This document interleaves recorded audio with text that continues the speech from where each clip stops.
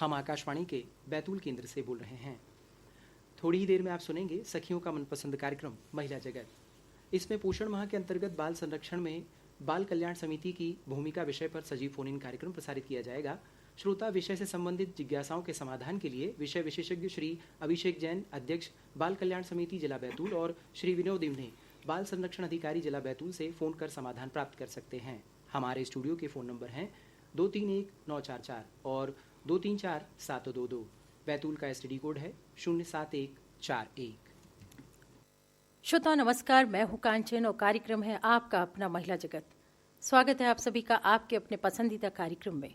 आज के सजीव फोन इन कार्यक्रम में हम विषय लेकर आए हैं बाल संरक्षण में बाल कल्याण समिति की भूमिका, और इस विषय के विशेषज्ञ हमारे साथ स्टूडियो में उपस्थित है श्री अभिषेक जैन, अध्यक्ष बाल कल्याण समिति जिला बैतूल। नमस्कार सर। नमस्कार।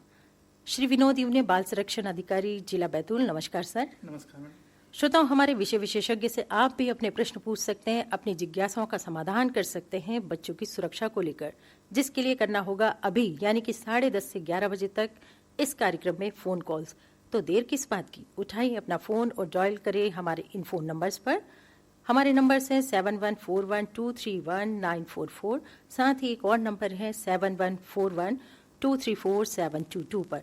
श्रोताओं, कॉल जरूर करिए और समाधान पाइए हमारे विषय विशेषज्ञ से बाल संरक्षण में बाल कल्याण समिति की भूमिका पर। सर, बाल संरक्षण एक महत्वपूर्ण मुद्दा है जो बच्चों के अधिकारों और कल्याण की रक्षा के लिए आवश्यक है। हमें यहाँ पर बाल संरक्षण के महत्व को भी समझना है, साथ ही साथ जो बाल कल्याण समिति है उसके बारे में भी जानना है। तो जैन सर, हम आपसे ये जानना चाहते हैं यहाँ पर कि बाल कल्याण समिति जो है वो क्या है, किस तरह काम कर रही है? जी, बाल कल्याण समिति की परिभाषा और संरचना और गठन किशोर न्याय अधिनियम 2015 के सेक्शन 27 के तहत देखरेख और संरक्षण के जरूरतमंद बच्चों, जिन्हें CNCP भी कहा जाता है, के संदर्भ में शक्तियां तथा जिम्मेदारियों का निर्वाह करने के लिए मध्य प्रदेश के प्रत्येक जिले में बाल कल्याण समिति की गठन या संरचना बनाई गई है, जिसके अंदर 5 सदस्य, जिसमें से 1 अध्यक्ष और अधिकतम 2 महिला सदस्य होना चाहिए, और सभी सदस्य किसी न किसी विषय के विशेषज्ञ होना चाहिए जी। चाहे वो विधि के जानकार हों या किसी समाजशास्त्र या बच्चों के क्षेत्र में मनोविज्ञान के विषय के जानकार होना चाहिए, और या समाज के क्षेत्र में लगभग 7 वर्षों का बाल संरक्षण के क्षेत्र में उनका कोई अनुभव होना चाहिए। इस प्रकार के सदस्यों की नियुक्ति राज्य सरकार द्वारा 3 वर्ष के कार्यकाल के लिए की जाती है जी, जिसके माध्यम से समिति के समक्ष जो जरूरतमंद और देखरेख के लिए आए हुए बालक हैं, उनके सर्वोत्तम हित, उनकी सुरक्षा को ध्यान में रखते हुए उनके विषय में निर्णय लेने की क्षमता समिति को है। दूसरा महत्वपूर्ण विषय है कि इस समिति को प्रथम मजिस्ट्रेट न्यायपीठ के रूप में भी स्थापित किया गया है। किसी भी निर्णय में कम से कम 3 सदस्यों के हस्ताक्षर, चाहे वो बच्चों की सुपुर्दगी का विषय हो या उनके स्थानांतरण का विषय हो जी, ऐसा अनिवार्य विषय उसमें है। इस कार्यक्रम के प्रायोजक महिला एवं बाल विकास विभाग, जिला बैतूल, मध्य प्रदेश। आज से हम 8वें राष्ट्रीय पोषण माह की शुरुआत कर रहे हैं। माननीय प्रधानमंत्री नरेंद्र मोदी जी के वुमेन लेड डेवलपमेंट विजन के साथ 8वें राष्ट्रीय पोषण माह की शुरुआत हो चुकी है। 17 सितंबर से 16 अक्टूबर 2025 तक चलने वाले 8वें राष्ट्रीय पोषण माह के तहत महिलाओं को पोषित करने और स्वस्थ बनाने का संकल्प है। महिला और बच्चों के पोषण, सीमित तेल और चीनी के सेवन एवं मोटापे के नियंत्रण, एकीकृत क्रिया आदि पर इस पोषण माह जोर दिया जा रहा है। साथ ही प्रधानमंत्री मातृ वंदना योजना से जुड़कर मातृत्व लाभ उठाने के लिए विशेष पंजीकरण की सुविधा दी जा रही है। आइए हम सब मिलकर संकल्प लें, कोई बेटी पीछे न रह जाए। अधिक जानकारी के लिए अपने नजदीकी आंगनवाड़ी केंद्र से संपर्क करें। इस कार्यक्रम में अभी हमें एक फोन कॉल आ रहे हैं, देखते हैं किसका फोन है। हेलो। हेलो। हाँ जी, कौन बोल रहे हैं आप? मैम आयुष शर्मा बात कर रहे हैं हम भोपाल से। जी जी आयुष, बोलिए, क्या प्रश्न है आपका? क्वेश्चन ये था हमारा कि जो बच्चे गुमशुदा हो जाते हैं जी। उनको रिस्टोर करने के लिए क्या प्रोसेस होती है, एंड फिर उनको रिस्टोर करने के बाद उनको जो फियर बैठ जाता है, डर बैठ जाता है, तो नॉर्मल लाइफ में उन्हें कैसे वापस लाया जाता है? आयुष, बहुत अच्छा सवाल है आपका, और इस सवाल के लिए हम आज चलते हैं जैन सर के पास। सर जी, ये बहुत ही संवेदनशील प्रश्न है कि गुमशुदा बच्चों को लेकर बाल कल्याण समिति की क्या भूमिका या क्या कार्यवाही की जाती है।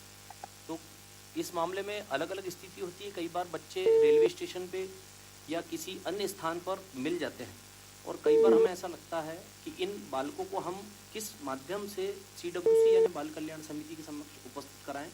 तो इसमें किसी भी पुलिस अधिकारी, सरकारी कर्मचारी या चाइल्ड लाइन के कर्मचारी या समाज का कोई भी समाजसेवी वर्ग वो हमारे समक्ष इसको उपस्थित करा सकता है, और उसकी वर्तमान स्थिति का ध्यान करते हुए उसके परिवार में पुनर्वास के लिए, और अगर परिवार नहीं हो तो हमारे जो चिल्ड्रंस होम्स है हम उसके सर्वोत्तम हित को ध्यान में रखते हुए उसे स्थानांतरित करते हैं, और उसकी काउंसलिंग करके उसके मन में जो विचार हैं उसका निचोड़ निकाल कर उसको उस भय से मुक्त करने का प्रयास करते हैं। आयुष, आपकी समस्या का समाधान आपको मिल गया होगा, और इस समय हमारे दूसरे श्रोता भी हमसे जुड़ रहे हैं। उनका कॉल हम देखते हैं कौन है और कहाँ से हैं। हेलो। हाँ, नमस्ते मैम। नमस्ते जी, कौन बोल रहे हैं आप? जी, मेरा नाम मोहित है और मैं बैतूल से बात कर रहा हूँ। हाँ जी मोहित, बोलिए। मैम, मेरा प्रश्न है, बाल संरक्षण समिति बच्चों को सुरक्षित माहौल प्रदान करने के लिए क्या क्या काम करती है? बहुत ही अच्छा सवाल है आपका, और हमारे विशेषज्ञों के पास चलते हैं इस सवाल के जवाब के लिए। जी, इस विषय में जो किशोर न्याय अधिनियम की धारा 29 और 30, इसमें बहुत सारी शक्तियां बाल कल्याण समिति को है, जिसमें बच्चों के देखरेख और संरक्षण को लेकर, बच्चों के उपचार को लेकर, विकास और परिवार में पुनर्वास के मामलों के निर्णय लेने तथा उसके साथ उसकी बुनियादी जरूरत, चाहे वो शिक्षा हो, चाहे वो चिकित्सा हो, चाहे उसका खान पान हो, के संरक्षण की व्यवस्था करने का अधिकार बाल कल्याण समिति के पास होता है। उस कानून विधि के आधार पर उस समय उसके लिए जो उपयुक्त हो, चाहे परिवार में पुनर्वास या किसी गृह में उसको रखने की आवश्यकता होती है, बाल कल्याण समिति अपनी भूमिका का निर्वहन करती है। बहुत ही अच्छा विषय हम आज लेकर आए हैं यहाँ पर हमारे इस कार्यक्रम में, और इससे हमारे श्रोता जो हैं वो बहुत जागरूक होंगे कि किस तरह से चुनौतियाँ आती है, किस तरह से कार्यक्रम आयोजित किए जाते हैं इस बाल कल्याण समिति के बारे में। सर, हम आपसे ये जानना चाहते हैं कि बाल संरक्षण के लिए वर्तमान में क्या चुनौतियाँ हैं और कैसे इन्हें आप दूर करते हैं? बाल संरक्षण के लिए प्रत्येक जिला स्तर पर जिला बाल संरक्षण समिति गठित है, जिसके अध्यक्ष कलेक्टर महोदय हैं। सभी स्टेक होल्डर्स जो बाल संरक्षण के लिए कार्य करते हैं, समस्त विभाग मिलकर बाल संरक्षण के मुद्दों पे कार्य करते हैं। वर्तमान परिस्थितियों में बाल संरक्षण का क्षेत्र व्यापक हो गया है। एक समय था कि महिला बाल विकास हो, सिर्फ बच्चों के पोषण पे ध्यान दिया जाता था, लेकिन वर्तमान परिस्थितियों को देखते हुए बाल संरक्षण का मुद्दा एक संवेदनशील मुद्दा हो गया है। अभी जो चुनौतियां है, बैतूल जिले में पलायन की बड़ी गंभीर समस्या है। जो सीमावर्ती क्षेत्र है, महाराष्ट्र से लगा हुआ क्षेत्र, वहाँ से पलायन काफ़ी हद तक होता है। तो इसके लिए भी महिला बाल विकास और बाल कल्याण समिति समय समय पर अभियान चलाती है, और जो बच्चे पलायन करते हैं इनको बाल संरक्षण के जो योजनाएं संचालित हैं इनसे जोड़ा जा रहा है और चुनौतियों को कम किया जा रहा है। यहाँ पर एक और फोन हमें आ रहा है इस कार्यक्रम में, देखते हैं कौन है हमारे श्रोता। हेलो। हेलो। नमस्कार मैम, मेरा नाम श्रुति है। हाँ श्रुति, बोलिए। मेरा प्रश्न ये है कि जो बच्चे बौद्धिक रूप से असक्षम होते हैं जी, जब उन पर फिजिकल अब्यूज या इस तरह के दुर्व्यवहार के केसेस आते हैं तो उन बच्चों से कैसे डील करता है डिपार्टमेंट? चलिए आपके इस प्रश्न के लिए हम विनोद सर के पास चलते हैं। बिल्कुल बेटा, ऐसे बच्चों के लिए जैसे मैंने अभी बताया कि सभी स्टेक होल्डर्स जो बाल संरक्षण के क्षेत्र से जुड़े हुए विभाग हैं, जैसे सामाजिक न्याय, क्योंकि जो बच्चे बौद्धिक रूप से असक्षम होते हैं इनके लिए स्पेशल एजुकेटर होते हैं, साइन लैंग्वेज एक्सपर्ट होते हैं, जो मतलब बच्चा जिस प्रकार से समस्या से ग्रसित है उस प्रकार के एक्सपर्ट हम उसे उपलब्ध कराते हैं, उनकी बातों को समझने की कोशिश करते हैं, उनके साथ जो भी एब्यूज़ हुआ है उसका पता लगाते हैं और जो भी अपराधी है उसके विरुद्ध कार्रवाई करते हैं। बहुत बहुत धन्यवाद आप सभी श्रोताओं का इस समय हमारे इस कार्यक्रम से जुड़ने के लिए। यहाँ पर हम बात कर रहे हैं बच्चों की सुरक्षा को लेकर बाल कल्याण समिति की क्या भूमिका है। इस पर और अधिक जानकारी दे रहे हैं हमारे जैन सर। जी, बाल कल्याण समिति के अन्य कार्य और जिम्मेदारियों में देखरेख संरक्षण के अलावा बच्चों के सर्वोत्तम हित को ध्यान में रखते हुए उन्हें अच्छी शिक्षा, अगर कोई बच्चा किसी प्रकार के सरकारी कागजों में कमजोर है, यदि उसका आधार कार्ड नहीं बन पाता है, किसी शिक्षा संस्थान में रहा है और अगर किसी माध्यम से CWC के द्वारा किसी दूसरे गृह में या जिले में उसको हस्तांतरित किया गया है या परिवार में पुनर्वासित किया गया है, लंबे समय बाद कई बार परिवार मिलते हैं साल 2 साल बाद, तब तक बच्चा बाल गृह में हमारे यहाँ शिक्षा प्राप्त करता है। अच्छा। अगर परिवार कहीं अन्यत्र है, अंतर्राज्यीय स्थिति है या जिले दूसरे हैं, तो उसके जितने डॉक्यूमेंट हैं उसको परिवार को प्रोवाइड कराना और लगातार परिवार के संपर्क में रहकर बच्चे की स्थिति का पूर्ण रूप से ध्यान रखना। सर, ये हमारा जो जिला है बैतूल जिला, ये आदिवासी क्षेत्र है और यहाँ पर जागरूकता की हम थोड़ी कमी कह सकते हैं, पूरी तरह से तो नहीं कह सकते, पर थोड़ी कहीं ना कहीं कमी है। ग्रामीण अंचलों में देख लें तो ऐसे समय में कई बार ऐसा होता है कि घर से बच्चे भाग जाते हैं या गुम जाते हैं अपने परिवार वालों से। तो ऐसे समय में आपकी ये जो बाल कल्याण समिति है वो किस तरह से कार्य करती है? ऐसी परिस्थितियां लगभग हमारे जिले में क्या सभी जगह होती हैं, मगर चूंकि हमारा जिला 3 तरफ से महाराष्ट्र से लगा हुआ है जी, और जैसा भी श्री विनोद सर ने बताया कि पलायन एक बहुत बड़ा विषय है, तो चूंकि परिवार अपने रोजगार के लिए, भरण पोषण के लिए अन्यत्र दूसरे जिलों में जाता है अंतर्राज्यीय क्षेत्र में, ऐसी स्थिति में उनका जो बच्चा है या तो वो गांव में रह जाता है या उनके साथ जाता है। सर यहाँ पर मैं आपको थोड़ी देर के लिए रोक रही, एक कॉल हमें आ रहा है। हेलो। हेलो। हाँ जी, नमस्कार मैम। नमस्कार जी, आप मेरा कौन नाम बोल? ख्याति है। हाँ, मैं ख्याति बैतूल से बोल रही हूँ और मैं कक्षा 8वीं में पढ़ती हूँ। मेरा प्रश्न था, हाँ, समाज के लोग बाल संरक्षण में कैसे योगदान दे सकते हैं? बहुत ही अच्छा सवाल है और इस सवाल के लिए हमारे विशेषज्ञों के पास चलते हैं। ख्याति जी, बहुत ही अच्छा प्रश्न पूछा है आपने कि समाज के विभिन्न लोग बाल संरक्षण के क्षेत्र में किस तरीके से आगे आ सकते हैं। आपको मैं बताऊं कि बाल कल्याण समिति में जो सदस्य होते हैं वो कहीं ना कहीं सामाजिक क्षेत्र के अर्धशासकीय कार्यकर्ता के रूप में ही कार्य करते हैं।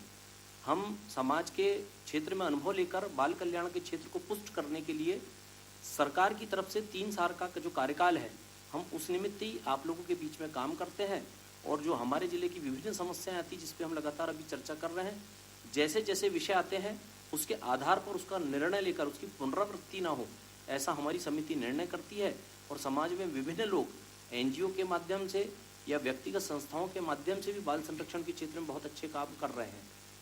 धन्यवाद ख्याति, आपका प्रश्न पूछने के लिए और अपनी जिज्ञासा का समाधान आपको मिल गया होगा। सर, यहाँ पर हम सभी जानते हैं कि बच्चे हमारा भविष्य और उनकी सुरक्षा हम सबकी जिम्मेदारी है। तो बाल संरक्षण न केवल बच्चों के अधिकारों की रक्षा करता है बल्कि वो उनके संपूर्ण विकास और कल्याण को भी बढ़ाता है। तो यहाँ पर हम आपसे जानना चाहते हैं, जैसे अभी आपने बताया भी है इन प्रश्नों के जरिए, तो जो गैर सरकारी संगठन होते हैं वो बच्चों की सुरक्षा में उनकी क्या भूमिका होती है? बिल्कुल, चूँकि बाल संरक्षण एक शासकीय क्षेत्र नहीं है, बाल संरक्षण का क्षेत्र व्यापक और पूरे समाज में है।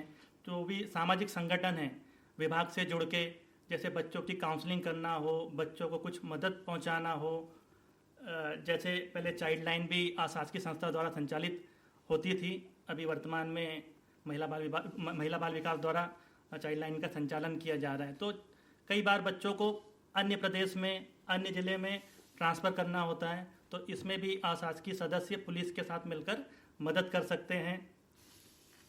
इसी प्रकार कई जो बच्चे हैं जिनके माता पिता नहीं हैं, रहने के लिए घर नहीं है, ऐसे बच्चे हमारे बाल देखरेख संस्थाओं में निवासरत होते हैं। ऐसे बच्चों को समाज सेवी अपने साथ एक फॉस्टर केयर स्कीम होती है, उसके माध्यम से अपने परिवार में रखकर उस बच्चे को पारिवारिक माहौल उपलब्ध करा सकता है, ताकि वह बच्चा बाल देखरेख संस्था से निकलकर एक परिवार में और समाज की मुख्य धारा से जुड़े। इस योजना में हम उस परिवार को 4,000 रुपये प्रति माह आर्थिक सहायता भी उपलब्ध कराते हैं।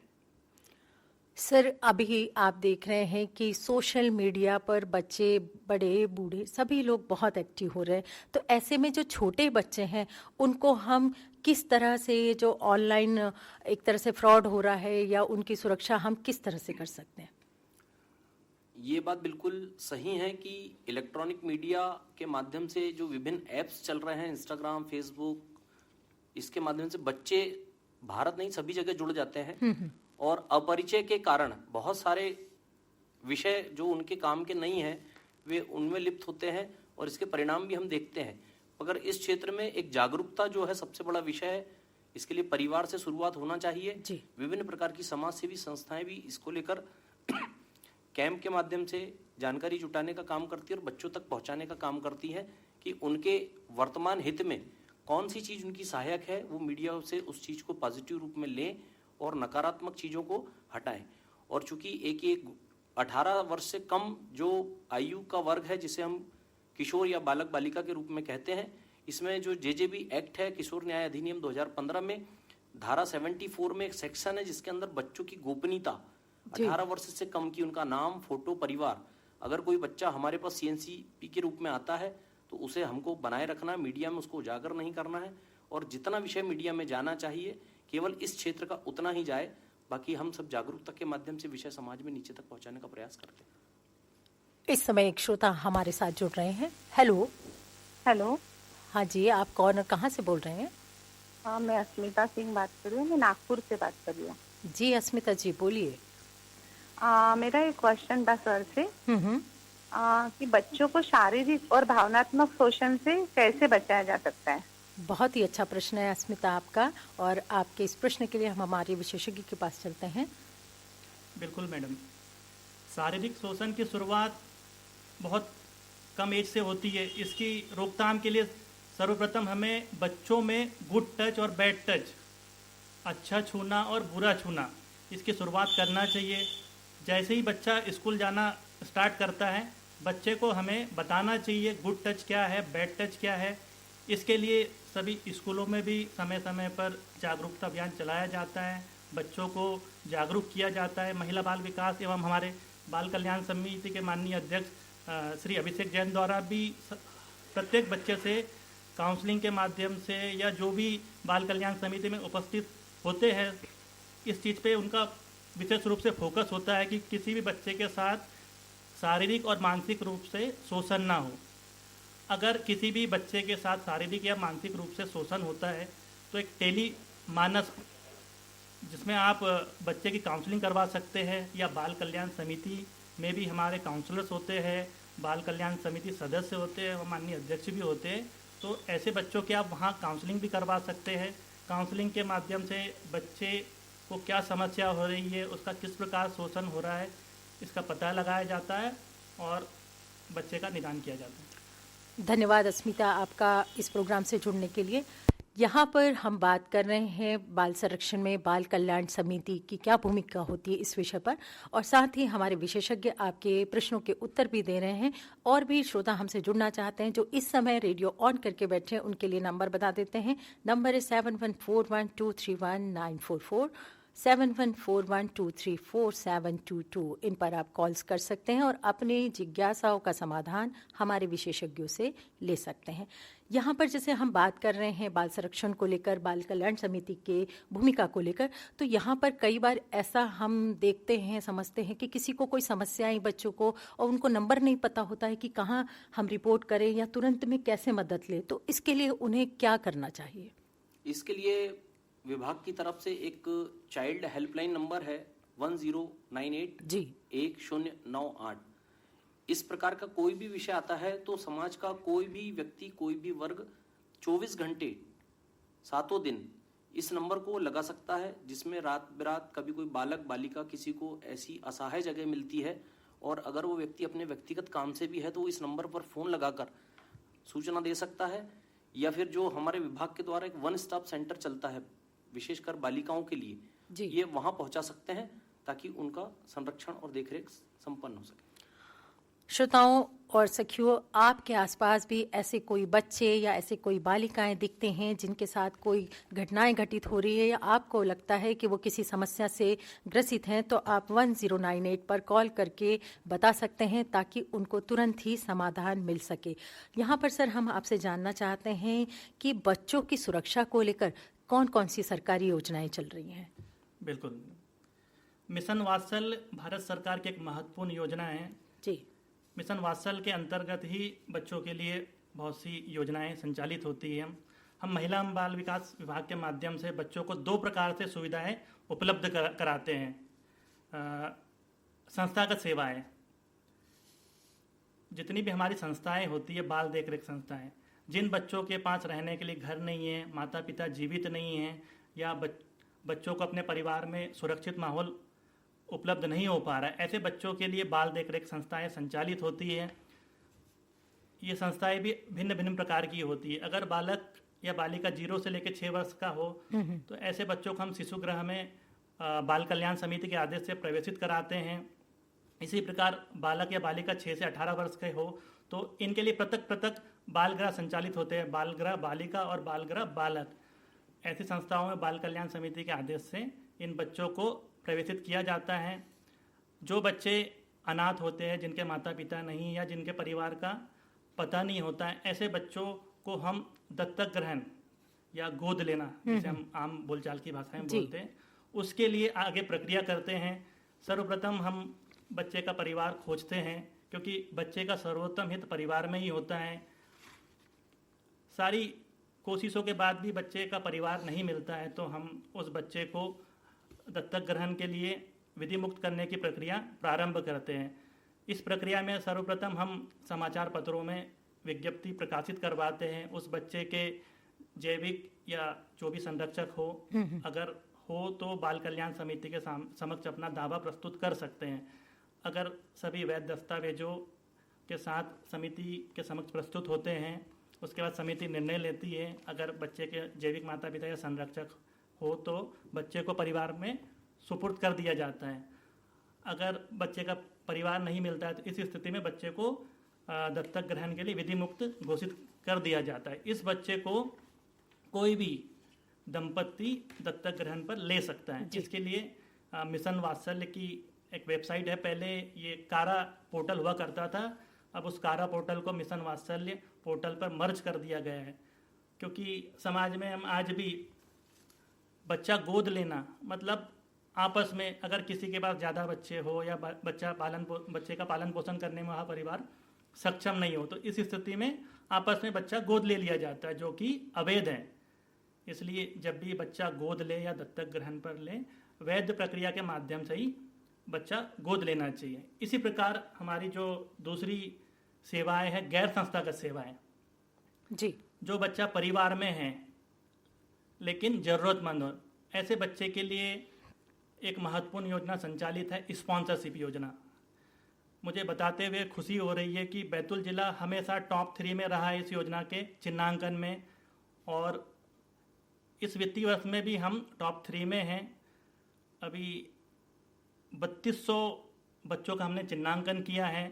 विगत वर्ष हमने 951 बच्चों को लाभान्वित किया था। चूँकि ये भारत सरकार की योजना है, इसलिए क्योंकि इसमें बजट वित्तीय वर्ष में प्राप्त होता है और बच्चों का चिन्हांकन वर्ष भर चलता है, इस स्थिति में हम बच्चों को लगातार लाभान्वित करते हैं। सर, यहाँ पे हम आपसे ये जानना चाहते हैं कि इस सब प्रक्रिया में बच्चों को आप किस तरह से अपने पास रख सकते हैं और कितने दिन तक रख सकते हैं? बिल्कुल, चूँकि हमारी जो शासकीय अर्धशासकीय जो संस्थाएं संचालित होती है वह सभी आयु वर्ग में संचालित होती है। जैसे मैंने बताया था शिशु गृह, वहाँ 0 से लेकर 6 वर्ष तक के बच्चों को रखा जाता है। 2 माह में बच्चे को दत्तक ग्रहण के लिए विधि मुक्त घोषित करना होता है। किसी कारण या माता पिता के जीवित होने के कारण वह बच्चा लीगल फ्री नहीं हो पाता है, तो इस स्थिति में उस बच्चे को शिशु गृह में 6 वर्ष तक हम रख सकते हैं। और जो बच्चा 6 से लेकर 18 वर्ष तक का होता है, जो बाल गृह में निवासरत है, अगर वह बच्चा लीगल फ्री नहीं हो पाता है तो उस बच्चों को भी हम 18 वर्ष की आयु तक उस संस्था में निवासरत रखते हैं। सर, इन सब के लिए जो ये समिति बनी गई है, ये समिति कहाँ पर है और कब तक बैठती हैं या कब तक कार्य करती हैं? बाल कल्याण समिति हमारे बैतूल जिले में जो संप्रेषण गृह जो शासकीय कार्यालय है जी, सतपाल आश्रम के बाजू में इटारसी रोड ITI के पीछे, यहाँ पर हमारी समिति मतलब माह में 12 दिन, हफ्ता में 3 दिन, सोमवार, बुधवार और शुक्रवार, ये हमारे 5 सदस्यीय जो समिति है ये वहाँ पर बैठती है और हमारे समक्ष जो भी इस प्रकार का विषय आता है उस पर तत्काल निर्णय लेती है। और अगर किसी के द्वारा बाकी दिनों में भी वहाँ किसी बच्चे को उपस्थित कराना हो तो हमारे रोस्टर के रूप में कोई ना कोई मेंबर वहाँ 7 दिन बैठते हैं। बहुत अच्छी बात। एक और श्रोता इस समय हमसे जुड़ रहे हैं। हेलो, नमस्कार। नमस्कार जी। मेरा प्रश्न ये है जी कि एक कोई जैसे कोई गरीब परिवार है, मान लीजिए उसमें उसके पिता की मृत्यु हो जाती है और बच्चा पहली या दूसरी क्लास में पढ़ रहा है मान लीजिए, और उसकी आर्थिक स्थिति बहुत मतलब गरीबी में स्थिति, उसकी माँ यदि कोई मेहनत मजदूरी करके बच्चों को पालती है, तो ऐसी स्थिति में बच्चे की पढ़ाई बाधित होती है, तो उसके लिए कोई योजना संचालित होती है क्या विभाग द्वारा? मैं ये पूछना चाह रहा हूँ। जी, आपके प्रश्न का उत्तर हमारे विशेषज्ञ देंगे। उससे पहले हम जानना चाहते हैं आप कौन बोल रहे हैं और कहाँ से बोल रहे हैं? मैं यहीं बैतूल से राकेश मौर्य बात कर रहा हूँ। जी राकेश जी, बोलिए। राकेश जी, इस विषय में अभी हमारे विनोद ईवने जी जो हमारे बाल संरक्षण अधिकारी हैं उन्होंने पूरा विषय बताया है। ऐसे बच्चे जिनके पिता किसी स्थिति में नहीं होते हैं और माता होती है, और अगर बच्चे किसी भी प्रकार के भरण पोषण शिक्षण के लिए अगर असक्षम है तो उसके लिए सरकार द्वारा स्पॉन्सरशिप योजना के माध्यम से 4,000 रुपये प्रति माह कम से कम 1 वर्ष के लिए सरकार द्वारा उन्हें पुष्ट होने के लिए राशि प्रदान की जाती है, जिसके लिए उनके आधार कार्ड, पिता का मृत्यु प्रमाण पत्र, माता का आधार कार्ड, बच्चे का स्कूल में पढ़ने का प्रमाण चालू वर्ष का, और माता के साथ या संरक्षक के साथ उसका ज्वाइंट अकाउंट जो विधिवत DBT होना चाहिए, ये ऐसी पूरी प्रक्रिया है। और शासन द्वारा जैसे ही उसमें अनुदान प्राप्त होता है विभाग द्वारा दिया जाता है। अच्छा, शिक्षा के लिए कोई व्यवस्था है? ये आगे ये तो 1 वर्ष के लिए होता है, आपने 1 वर्ष के लिए बताया, इसके लिए कुछ नहीं आगे? कम से कम 1 वर्ष। अगर उस बीच में बच्चा आर्थिक रूप से या परिवार आर्थिक स्थिति से आगे नहीं बढ़ पाता तो इसको हम उसको निर्णय लेके आगे वित्तीय वर्ष में भी बढ़ाते हैं जब तक वो परिवार सक्षम ना हो जाए। ठीक है सर, बहुत बहुत धन्यवाद। बहुत बहुत धन्यवाद राकेश जी इस कार्यक्रम में जुड़ने के लिए। और हमारे जो श्रोता इस समय बहुत जागरूक है और प्रश्न के माध्यम से अपनी जागरूकता को शांत भी कर रहे हैं। एक और श्रोता शायद इस समय हमसे जुड़ रहे हैं। Hello hello hello. हाँ जी, कौन बोल रहे हैं? मैडम, मैं दुनावा से रेखा साहू बोल रही हूँ। हाँ जी रेखा, बोलिए। मैडम, मेरे हस्बैंड यानी जब मेरा बेटा 17 साल का भी नहीं हुआ था जब खत्म हुए थे जी, तो जो 4,000 रुपए की सर अभी बात कर रहे हैं, तो उसके लिए आंगनवाड़ी में भी फॉर्म भरा था और यहाँ जो बैतूल में सतपाल आश्रम के पास में जो कार्यालय है बाल संरक्षण समिति का, वहाँ भी फॉर्म जमा किया था, लेकिन राशि अभी तक नहीं मिली है। दीदी, वो फॉर्म मेरे द्वारा ही आपसे लिया गया था और लगभग वो 3 या 4 महीने पहले आपने दिया था, पर चूंकि अभी जैसे ईवने जी ने बताया कि लगभग 3200 केसेस हमने चिन्हित किए हैं और उसको हमारे द्वारा आगे बढ़ा दिया गया है, मगर सरकार का अनुदान आने में लगभग 1 वर्ष लगता है और बच्चे की आयु 18 वर्ष के ऊपर होने के बाद वह उस योजना से स्वतः ही बाहर हो जाता है। इस कारण भी कई बार पैसा प्राप्त नहीं हो पाता। बहुत बहुत धन्यवाद जानकारी देने के लिए सर। और आप दोनों, विनोद ईवने सर और श्री अभिषेक जैन सर, आप दोनों इस कार्यक्रम के माध्यम से बाल संरक्षण में बाल कल्याण समिति की भूमिका पर इतनी अच्छी जानकारी दी। समय का अभाव होने से हम आपसे और बातें नहीं कर पा रहे हैं, हमारे श्रोताओं से नहीं जुड़ पा रहे हैं। अगली बार अगले समय हम फिर से बैठेंगे, फिर से आपसे जानकारी लेंगे। और अब इस कार्यक्रम से दीजिए अपनी रेडियो सखी कांचन को अनुमति। नमस्कार। आज से हम 8वें राष्ट्रीय पोषण माह की शुरुआत कर रहे हैं। माननीय प्रधानमंत्री नरेंद्र मोदी जी के वुमेन लेड डेवलपमेंट विजन के साथ 8वें राष्ट्रीय पोषण माह की शुरुआत हो चुकी है। 17 सितंबर से 16 अक्टूबर 2025 तक चलने वाले 8वें राष्ट्रीय पोषण माह के तहत महिलाओं को पोषित करने और स्वस्थ बनाने का संकल्प है। महिला और बच्चों के पोषण, सीमित तेल और चीनी के सेवन एवं मोटापे के नियंत्रण, एकीकृत क्रिया आदि पर इस पोषण माह जोर दिया जा रहा है। साथ ही प्रधानमंत्री मातृ वंदना योजना से जुड़कर मातृत्व लाभ उठाने के लिए विशेष पंजीकरण की सुविधा दी जा रही है। आइए हम सब मिलकर संकल्प लें। कोई बेटी पीछे न रह जाए। अधिक जानकारी के लिए अपने नजदीकी आंगनवाड़ी केंद्र से संपर्क करें। इस कार्यक्रम के प्रायोजक महिला एवं बाल विकास विभाग, जिला बैतूल, मध्य प्रदेश।